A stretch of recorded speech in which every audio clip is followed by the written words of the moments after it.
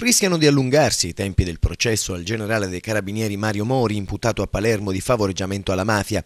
I PM che sostengono l'accusa di Matteo e Ingroia hanno chiesto nuove citazioni testimoniali. Sul banco dei testi, 6 giudici della quarta sezione del tribunale li ammetteranno, saliranno la vedova del giudice Paolo Borsellino, Agnese Piraino, il magistrato Alessandra Camassa, che fu sostituto procuratore a Marsala quando Borsellino era procuratore, il pentito Gaspare Muto, il tenente colonnello Domenico Di Petrillo, il figlio del maresciallo Antonio Guazzelli, il generale Antonio Subranni, ex capo del ROS, l'ex caposcorta del numero 2 del DAP Francesco Di Maggio, Nicola Cristella, la giornalista dell'Unità Sandra Amurri. I PM hanno chiesto anche 2 confronti tra l'ex guardasigilli Claudio Martelli e l'ex ministro dell'Interno Nicola Mancino e tra l'ex ministro degli Esteri Enzo Scotti e lo stesso Mancino.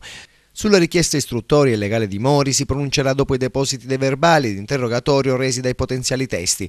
Poi la parola passerà al tribunale, che dovrà decidere sulle ammissioni. La vedova Borsellino in particolare potrebbe essere chiamata a raccontare quanto già detto ai PM di Caltanissetta sulla confidenza ricevuta dal marito prima del suo assassinio a proposito dell'esistenza di una trattativa tra pezzi infedeli dello Stato e la mafia e sul generale Antonio Subranni, che secondo quanto riferisce la Piraino, riportando le parole del giudice, sarebbe stato affiliato a Cosa Nostra. Il processo è stato rinviato al 20 aprile. E intanto è netta la risposta dell'ex presidente del Consiglio Giuliano Amato alla guida di Palazzo Chigi dopo la strage di Capaci, quando, secondo la Procura di Palermo, pezzi delle istituzioni con in testa l'allora colonnello del ROS Mario Mori avrebbero gettato le basi per un dialogo con Cosa Nostra. Non so nulla della trattativa tra Stato e mafia, ha detto. Amato è stato citato dalla difesa di Mori sotto processo per favoreggiamento alla mafia. Ne ho letto sui giornali, ha detto ancora, e comunque non so se perché non è esistita o se perché tutti sapevano che era una pessima idea venire a parlarne a me.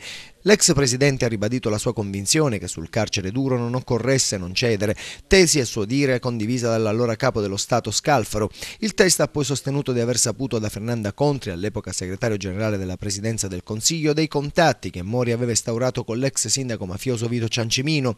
Fu lei, dopo la morte di Borsellino, ha spiegato, a chiedere a Mori lo stato delle indagini, e Mori le disse che riteneva utile stabilire contatti con Ciancimino visto il suo ruolo in Cosa Nostra. Amato però non è riuscito a rammentare se il suo ricordo delle rivelazioni sulla Contri sia stato sollecitato da recenti incontri con l'ex magistrato o se risalga al 92. Infine l'ex presidente, smentendo quanto dichiarato dal guardasigilli dell'epoca Claudio Martelli, ha negato di aver avuto difficoltà a mantenere lo stesso Martelli alla giustizia.